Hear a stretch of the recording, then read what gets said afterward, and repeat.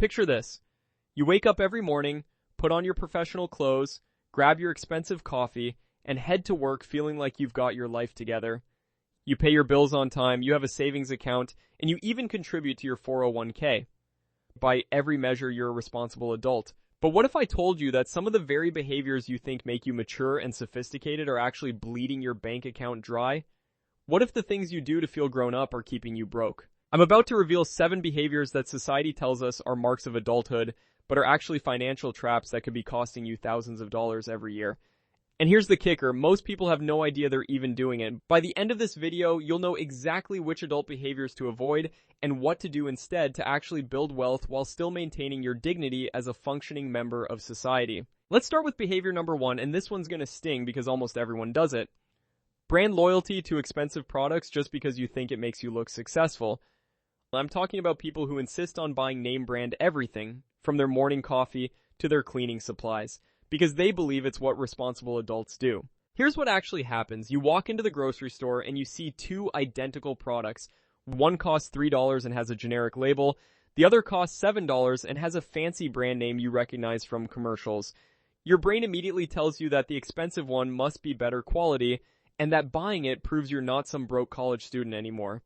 So you reach for the $7 option, feeling good about your choice. But here's the reality check. In most cases, these products are manufactured in the same facilities, sometimes even on the same production lines. The only difference is the packaging and the marketing budget. You're literally paying an extra $4 for a logo and the psychological feeling of being a grown-up. When you multiply this across every shopping trip, every category of product, every month of the year, you're talking about thousands of dollars in unnecessary spending. The truly wealthy understand something that the broke pretenders don't. Rich people buy generic brands all the time. Warren Buffett shops at regular grocery stores and drives a modest car. Jeff Bezos drove a Honda Accord for years after becoming a billionaire. Real wealth is built by focusing on substance over appearance, not by proving to strangers in the cereal aisle that you can afford name brands. Now let's move to behavior number 2, and this one hits close to home for a lot of people. Eating out constantly because cooking feels too juvenile or time-consuming for your busy adult life. I see this everywhere. People who graduate college and immediately start eating every meal at restaurants, ordering takeout for lunch every day, or grabbing expensive prepared foods from the grocery store because they think meal prep is something only poor people do. The math on this is absolutely brutal. The average American spends over $4,000 per year on dining out. But here's what makes it worse. It's not just the money you're spending, it's the compound interest you're losing. That $4,000 invested every year for 30 years at a 7% return would grow to over $400,000. You're not just buying expensive food, you're trading away nearly $500,000 of future wealth. And the irony is that learning to cook actually makes you more attractive and more capable as an adult, not less. Some of the most successful people I know are incredible cooks who use meal preparation as a form of stress relief and creative expression.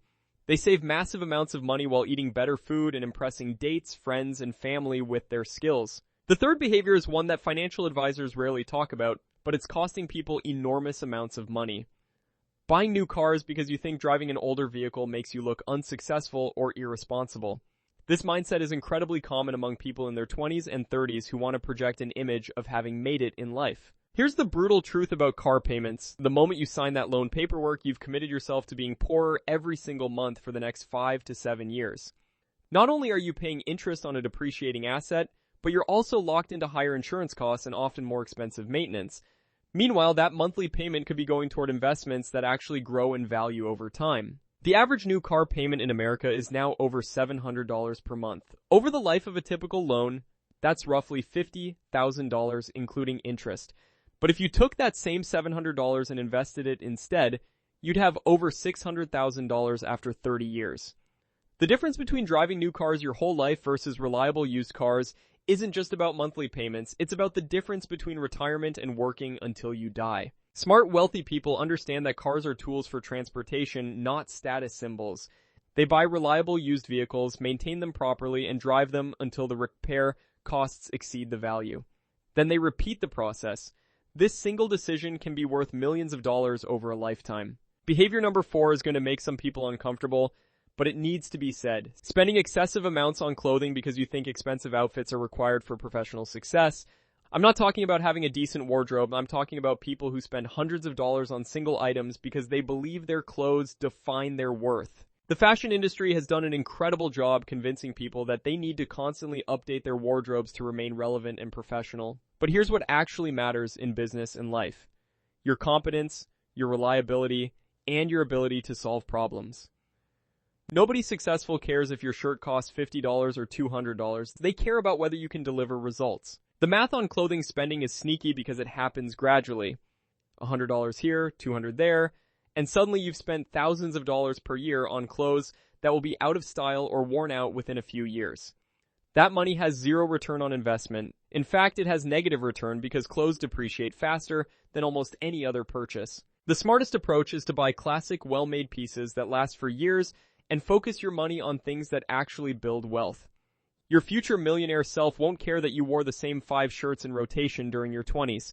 But they'll definitely appreciate the investment account you built with the money you didn't waste on fast fashion. Now we get to behavior number 5, and this one is particularly insidious because it masquerades as responsibility. Paying for premium insurance on everything because you think comprehensive coverage is what responsible adults do. I'm talking about people who buy extended warranties on every electronic device, max out their insurance coverage on items that wouldn't financially devastate them if lost, and pay for insurance products they don't actually need. Insurance companies are businesses designed to make money. They wouldn't offer these products if they weren't profitable, which means on average, customers pay more in premiums than they receive in benefits. And the key word here is average. Some people will need the coverage, but most won't. When you buy insurance for every possible scenario, you're guaranteed to lose money on most of those policies. The wealthy approach insurance differently. They insure against catastrophic losses that would truly damage their financial future, like liability coverage on their car or disability insurance on their income. But they self-insure against smaller losses by maintaining emergency funds instead of buying coverage for every possible minor mishap. For example, instead of buying a warranty on your laptop, put that warranty money into a savings account. If your laptop breaks, you have the money to fix or replace it. If it doesn't break, you keep the money plus any interest earned. This approach saves enormous amounts of money over time while still protecting you against unexpected expenses. Behavior number 6 is about subscription services, and this is where modern adults are getting absolutely destroyed financially without even realizing it. Signing up for premium subscriptions because free or basic versions feel too cheap or limited for your sophisticated adult lifestyle. I'm talking about people who pay for premium streaming services they rarely use, high-tier software subscriptions with features they never touch, and monthly delivery services that cost more than buying the same items individually. The subscription economy is designed to extract maximum money with minimum conscious decision-making. Companies know that once you sign up, you're likely to keep paying even when you're not using the service.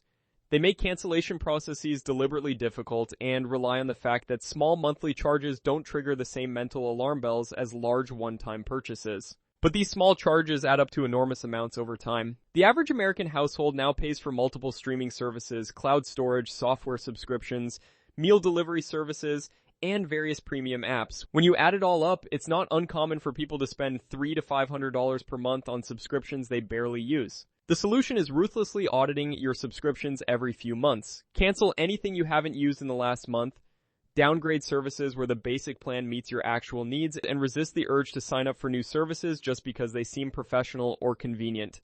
Every subscription should justify its cost with actual value delivered to your life. Finally, let's talk about behavior number 7, and this might be the most expensive mistake on this entire list. Taking on debt for experiences because you think living in the moment is more important than planning for the future.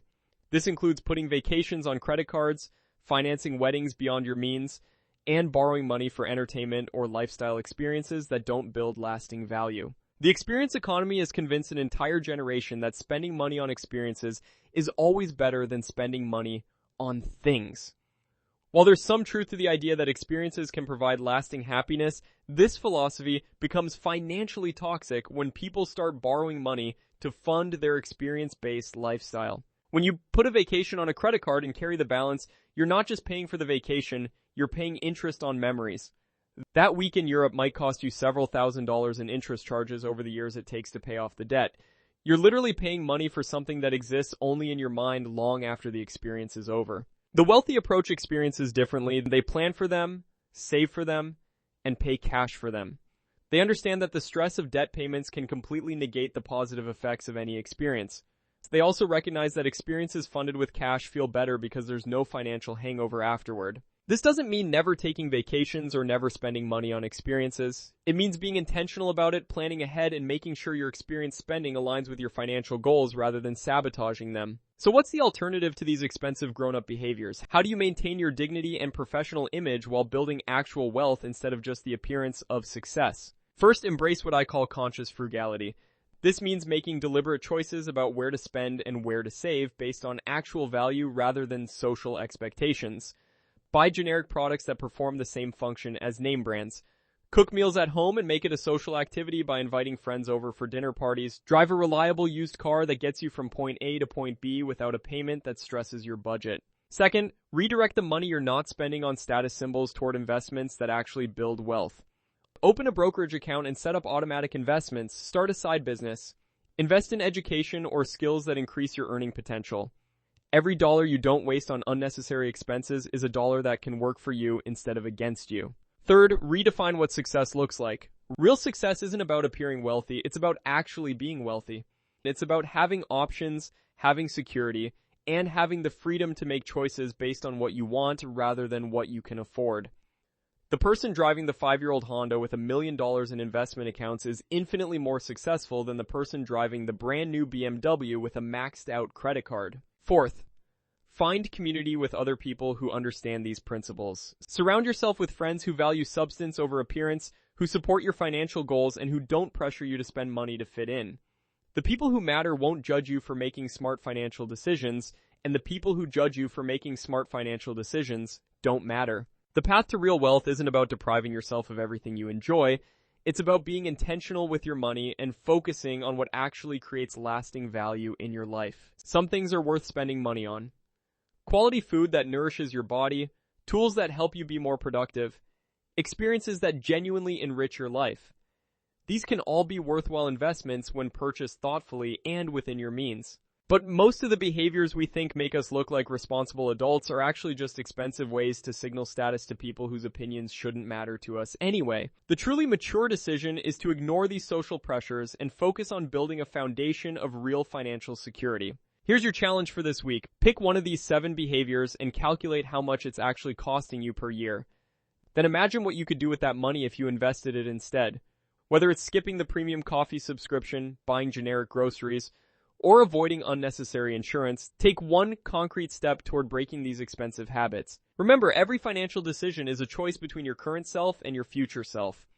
These grown-up behaviors might make you feel sophisticated today, but they're stealing from the person you could become tomorrow. But the real mark of maturity isn't being able to afford expensive things. It's having the discipline to avoid expensive things that don't actually improve your life. Your future wealthy self will thank you for making these changes now, while you still have time for compound interest to work its magic. And the best part? You'll discover that living below your means while building real wealth feels infinitely better than living paycheck to paycheck while trying to look successful. If this video helped you identify some expensive habits you didn't realize you had, make sure to like it and subscribe for more content about building real wealth instead of just the appearance of wealth. And let me know in the comments which of these behaviors hit closest to home for you. I read every comment, and your experiences help other people realize they're not alone in making these mistakes.